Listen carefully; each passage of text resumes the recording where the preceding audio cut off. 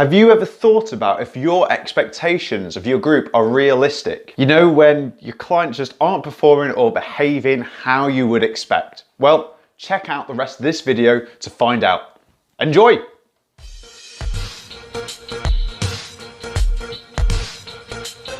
Hi, my name is Niall. I've been an outdoor activity instructor for over a decade, and welcome to Instructor 101. I have to question, are your expectations realistic? Now, I'm a firm believer in the power of outdoor education. So whether you've got a group for a couple of hours or a few days or even a few weeks, there's loads that you can do to help develop people. But there are limits to what you can achieve, especially when people are setting targets like, okay, this group needs to work on their communication skills or something like that. There are still limitations to how much can be achieved in that time, especially when you compare that to the entirety of their lifetime. What?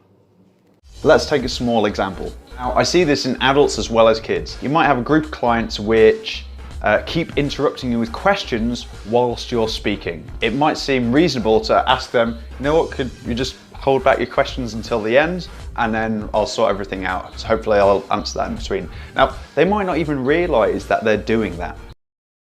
But even so, if they've been doing that for years and years and years, for whatever reason, it still might take a while for that to become a habit and for them to take that on board. Now let's take an example which is even bigger.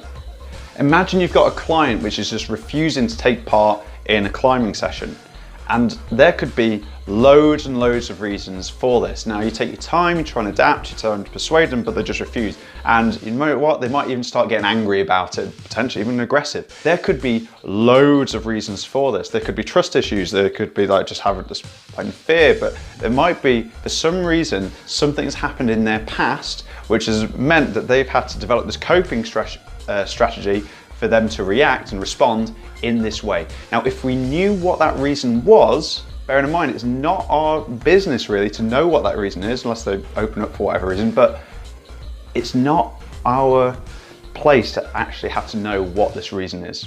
Because of that, if we did know, then maybe we would adjust our expectations to know what is realistic and what isn't. Because we don't, it can be quite easy to get frustrated because we don't understand the reasons behind it.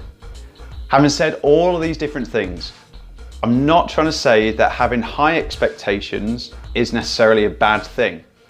Great things have been achieved by that. Having high expectations has given us great leaders and really strong teams as a result. All I'm trying to do is going to get us to think a little bit about whether our expectations of our groups and the work that we do are realistic, and just start a discussion about it.